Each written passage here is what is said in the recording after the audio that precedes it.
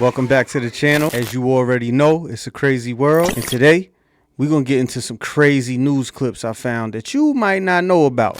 Let's get to it. Oh, Judge Kevin Mullins was shot and killed by the town sheriff in front of the camera in his office. He once turned the prison in Lectola County into a brothel to satisfy his and his nauseating friends' filthy fantasies. Mullins and his friends organized such parties in the county prison and other buildings in town, selecting the female prisoners they wanted. As a reward for these women, he will shorten their sentences or alleviate any punishment they face. If these women are unwilling to participate or refuse, he will threaten them, either sentencing them to the maximum sentence or kicking them to their most painful place. On March 12th, Sheriff Marshall was invited to a party and discovered that his wife and daughter were also involved. His wife was beaten by Mullins for disobedience, and Sheriff Marshall angrily questioned Mullins before taking his wife and daughter home. 2 days later, his daughter ended her life due to her inability to accept reality. Furious, Marshall rushed into Mullins' office, pulled out his weapon, and fired 3 shots in a row. He died before the police arrived. Now, Marshall is accused of first-degree murder. He may never see his family again. Do you think he is a hero or a criminal? I mean, yeah, you know, if the judge is playing with his wife and his daughter, freaking off, having freak-offs with the sheriff's wife and the daughter and the prisoners, I mean, he got what he deserved. I don't know. Man, call me crazy, but I think the sheriff could have did it a better way. I mean, I ain't gonna say too much, but you know, where I'm from, if we gonna get you, we gonna get you. I'm not trying to go to jail too. Like, I'm gonna try to get you and still be free, but I think that was a crime of passion. You know what I'm saying? He found out he was playing with his daughter. Over. Take a look at your screen. Content partners in that area say North Carolina County Elections Chair is accused of putting cocaine and MDMA in his granddaughter's ice cream. A lot to discuss and a very odd story we are heading to. Viewer discretion is advised. I do want to share the very latest from law enforcement. A patrol officer was flagged down at the Sheetz gas station, was advised that 2 teenage girls had located some pills in their blizzards, which is, as you probably know, is an ice cream product you can get from Dairy Queen. The officer confiscated the pills. A presumptive field test was conducted on those pills. During that investigation, surveillance video was discovered and handed over to the Wilmington Police Department that clearly shows Mr. Yoakley placing the pills in the ice cream. Based on that, other things discovered in the investigation, that detective pursued charges against Mr. Yoakley. It was on the 26th that he came to the police station and was taken into custody, and those warrants had been taken out and were served. And then he was transported to the jail, the New Hanover County Detention Center. He was given a $100,000 secured bond by the magistrate and was able to post bond and is currently out on bail right now. What? Get the fuck out of here. What the fuck did he just say? An official, right? So he's supposed to be somebody. A North Carolina official, right? Fancy pants, right? So you some type of authority, and you out here spiking your granddaughter's Slurpee? You trying to have a freak off with your granddaughter? What you spiking her Slurpee with cocaine? What kind of scumbag? And then what kind of judge lets this motherfucker go? Why would you do that? You got him on film. Guilty. He don't get no bond.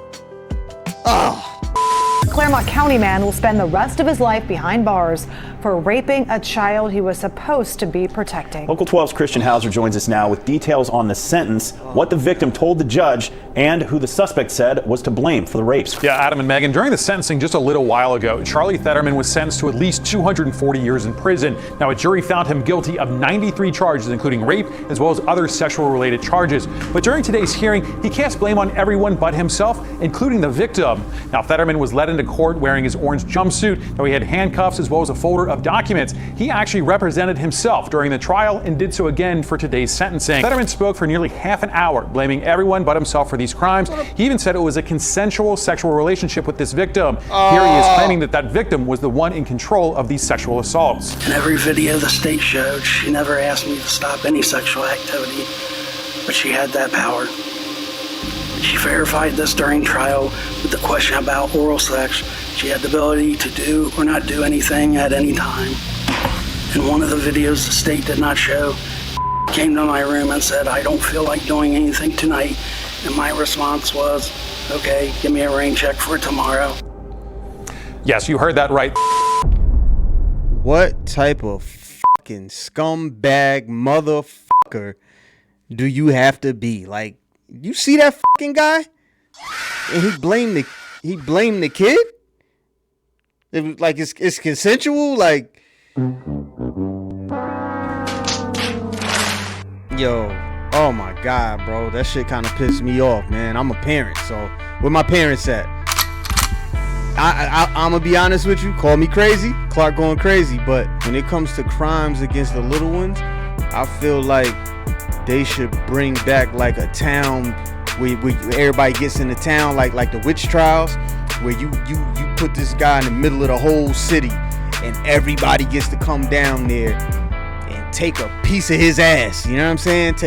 Just string him up, stone him, throw some rocks at him, beat him with a bat, you know what I mean? Take your knife and cut a little piece off. Like, I don't know, maybe I'm crazy, but bro, like, I feel like there's certain things that, you know, you can forgive. I'm not preaching no hate or nothing, but I mean, you could almost tell me you did anything, but that's kind of where I draw the line. Like, crimes against the little ones, bro, that's the unforgivable sin. I'm just being honest. I don't know how you feel, you know what I mean? Am I wrong?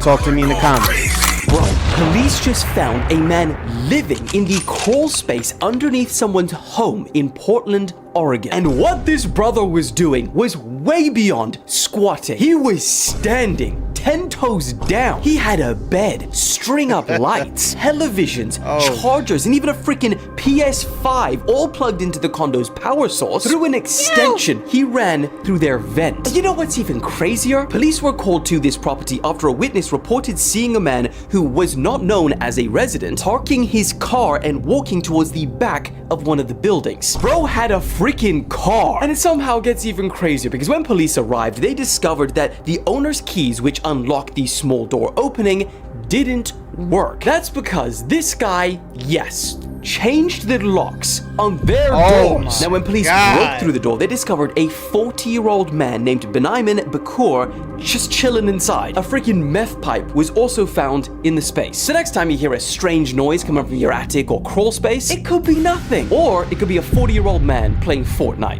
Oh man, yo, that's crazy. Yo, shout out to him for being creative. That's wild. Like, not only did you sneak in, but you done really made a home. Like, you got string up lights and all type of shit.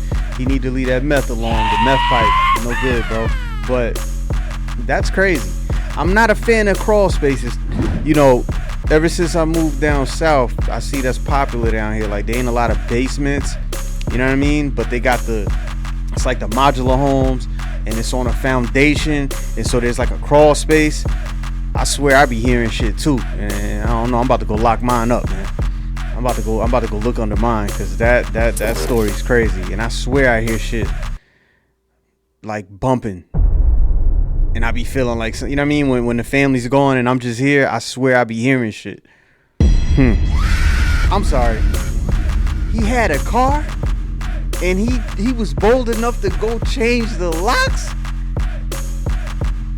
He definitely should have been paying rent, man.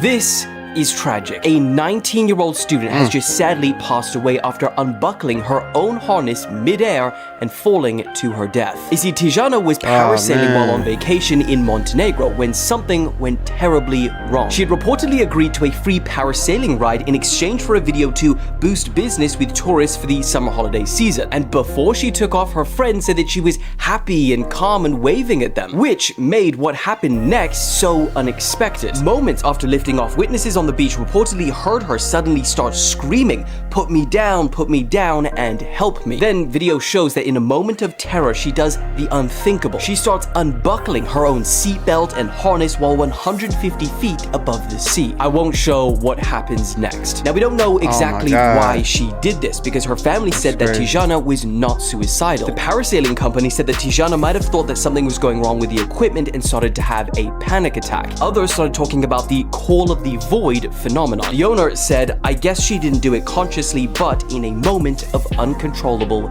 fear."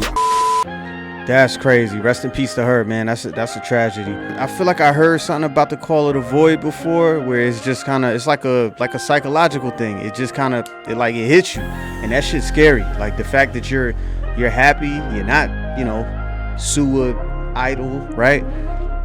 And you could go do something, and then just psychologically something just snaps and makes you do that. That's spooky. Anybody ever experienced that? I've been parasailing before. That shit was scary as hell to me, and I can't swim, so I'm over the water praying to God just that that kite didn't buckle, whatever that shit is. That you know what I mean? I was praying that shit didn't buckle, because the wind was just, I'm just up there, they pulling me along the boat, and the wind is like, and I thought that the thing was gonna buckle up, and I was just gonna fall, and it'd be over for me. I did that shit once, one and done. I would never do it again. What? Jennifer Gilbo riding in Shoel Mahmoud's car when out of nowhere she appears to snap, lunging at the Uber driver, dousing him with pepper spray. Yo, look at her face. Picked up Jennifer and a friend on She West looked like a 46th demon. Street, but when they got to 65th and Lex, things quickly went south early Wednesday morning. Yo, she looked like a demon. Shoel insists he hadn't said a word to the ladies. The other passenger appears just as stunned. Jen, what? Repeatedly asking her friend why she was doing this. Jennifer would only say, "What do you do?"